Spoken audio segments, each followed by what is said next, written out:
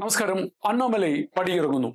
5 വർഷത്തെ Tamil Nadu BJP president എന്ന സ്ഥാനത്തു നിന്നും അണ്ണാമലൈ പടിയിറങ്ങുമ്പോൾ ഉയരുന്ന ചോദ്യങ്ങൾ നിരവധിയാണ്.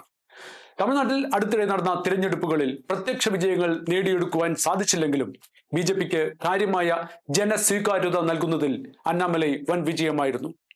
പ്രധാന പ്രതിപക്ഷമായ AIADMKയുടെ പളനിസ്വാമിയെ നിഷ്പ്രഭമാക്കിക്കൊണ്ട് അണ്ണാമലൈ DMKയ്ക്കും മുഖ്യമന്ത്രി സ്റ്റാലിനുമെതിരെ നടത്തിയ അഴിമതി ആരോപണങ്ങൾ രാജ്യത്തെങ്ങും ചർച്ച ചെയ്യപ്പെട്ടു. DMK ഫയൽസ് എന്ന പേരിൽ അണ്ണാമലൈ പ്രസിദ്ധീകരിച്ച ആരോപണങ്ങളിൽ ഉലഞ്ഞ് മാധ്യമങ്ങളാൽ കെട്ടിപ്പൊക്കിയ മുഖ്യമന്ത്രി സ്റ്റാലിന്റെ വികസന നായകൻ എന്ന ഇമേജ് തകർത്തതും അണ്ണാമലൈയുടെ രാഷ്ട്രീയ തന്ത്രങ്ങളായിരുന്നു.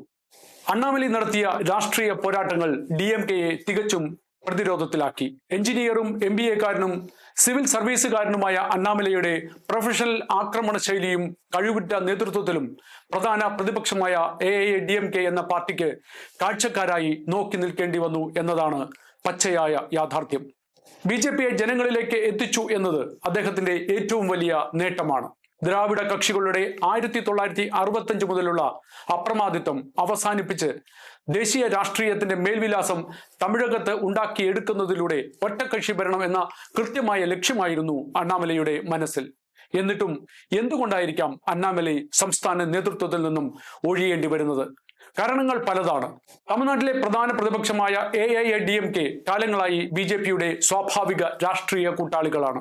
എന്നാൽ അണ്ണാമലൈ അവരുടെ സ്ഥാപക നേതാവ് CN അണ്ണാദുരൈ, ജയലളിത തുടങ്ങിയ നിരവധി മുൻനിര നേതാക്കളെ തുടർച്ചയായി വിമർശിച്ചു പോരുകയാണ്. ഇത് AIADMKയും BJPയുമായുള്ള ബന്ധം പൂർണ്ണമായും വഷളാക്കിയിരുന്നു.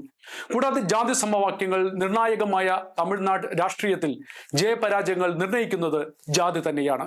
അണ്ണാമലൈയും AIADMK ചീഫ് പളനിസ്വാമിയും ഒത്തുപോകില്ല എന്ന് കേന്ദ്ര നേതൃത്വത്തിന് നിശ്ചയമുണ്ട്. രണ്ടു പാർട്ടിയും ഒന്നിച്ചു നിന്നാൽ ഭരണം പിടിക്കാമെന്ന് തന്നെയാണ് BJP ദേശീയ നേതൃത്വം കരുതുന്നത്. ഇവർ രണ്ടുപേരും പിന്നാക്കക്കാരും ശക്തരുമായ ഗൗണ്ടർ വിഭാഗത്തിൽപ്പെടുന്ന പടിഞ്ഞാറൻ കൊങ്കൺ മേഖലയിൽ നിന്നുള്ളവരുമാണ്.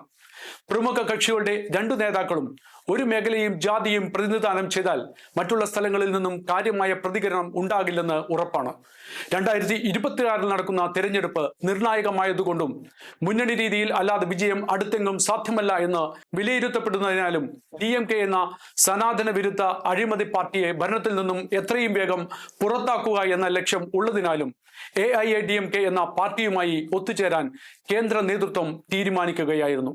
കേന്ദ്ര ആഭ്യന്തരമന്ത്രി അമിത്ഷായെ കണ്ട് പളനിസ്വാമി മുന്നോട്ട് വെച്ച അഭിപ്രായങ്ങളുടെ അടിസ്ഥാനത്തിൽ നേതൃത്വം അണ്ണാമലൈയുമായി ചർച്ച നടത്തുകയും അദ്ദേഹത്തെ കൂടുതൽ ഉത്തരവാദിത്വമുള്ള നേതൃത്വത്തിലേക്ക് നിയമിക്കുകയും ചെയ്യുമെന്ന് ഉറപ്പായിട്ടുണ്ട്. എന്തുവന്നാലും തമിഴ്നാട് രാഷ്ട്രീയത്തിലെ നിർണായക ശക്തിയായി അദ്ദേഹം ഉണ്ടാകുമെന്ന് ഉറപ്പാണ്. തിരുനെൽവേലിയിലെ വളരെ ശക്തരായ തേവർ സമുദായത്തിൽ നിന്നുള്ള BJP MLA നായനാർ നാഗേന്ദ്രനായിരിക്കും അടുത്ത തമിഴ്നാട് അധ്യക്ഷൻ ആകുമെന്ന സാധ്യതകളാണ് ദേശീയ മാധ്യമങ്ങൾ ഇപ്പോൾ റിപ്പോർട്ട് ചെയ്യുന്നത്.